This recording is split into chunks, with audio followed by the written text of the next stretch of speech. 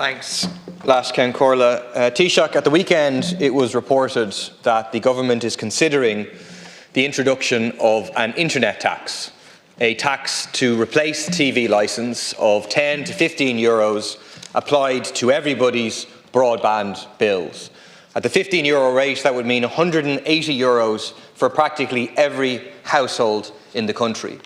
Broadband is not some luxury, Taoiseach, it is a necessity. The consequence is that this tax would be an extremely unjust, regressive tax. The poorest household in the country would be forced to pay the same as the very richest household in the country. There's been some murmurs since then in the media suggesting no, the government's not going to do that. Can you give us a guarantee today that this government will not attempt to introduce such an internet tax?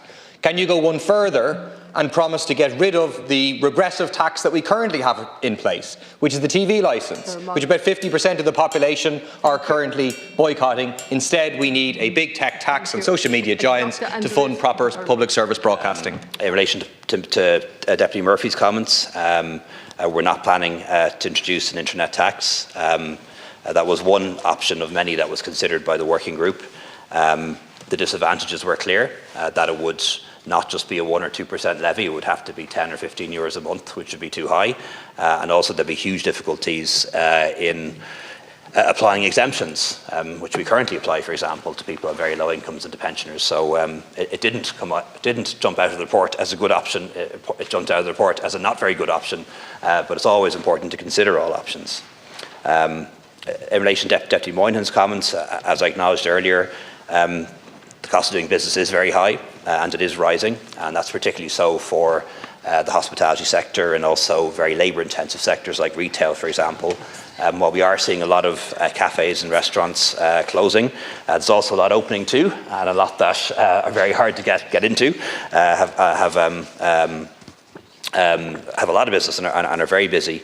We're not seeing any evidence yet of employment levels falling in the hospitality sector yet, but we do need to monitor for that and watch out for that very closely. As I said before, there's no point in putting up people's wages if the net result is they lose their job or they have their hours cut, but we're not seeing much evidence of that yet. In terms of businesses struggling, help is on the way. €250,000 will be injected into small businesses between now and the end of March to help them with their costs. The tax warehousing scheme remains in place, but tax can't be withheld forever. Businesses do have to pay their taxes, and bear in mind some of that tax is PAYE. It's money that people earned a year or two ago that hasn't yet been paid to the revenue. And also we are seeing energy costs falling. I think that is encouraging. In relation to VAT rates, for most of the past 30 years, the VAT rate for hospitality has been between 12.5% and 13.5%. On a temporary basis, it was reduced to 9% after the financial crash and during COVID. In the run-up to the budget, we did consider separating accommodation for food service. That is technically possible, would take time to implement, but the cost unfortunately ran into the hundreds of millions of euros, and a decision was made for that reason not to proceed with it. In relation to Belcamp Manor, just like Deputy O'Callaghan and everyone in the House, I don't like to see investment funds buying up family homes. We changed the law in 2021 to prevent that from happening. This particular permission was granted in 2019, so it was granted 2 years before the law changed. The stamp duty is currently 10%. Clearly that didn't deter the investment fund in this case from buying these homes. Sinn Féin is saying it should be 17%. I think the Social Democrats are saying 100%. That's not the way you do tax policy. We need to examine this properly, work out what the effective amount would be, and also make sure that we're very careful about any unintended consequences which often happen in tax policy. And then just finally, on artificial intelligence, really important topic that we really need to give a lot of consideration to was the main topic of a discussion in Davos last week, and it is a powerful technology with potential enormous benefits for society and our economy, but one that also has some risks too.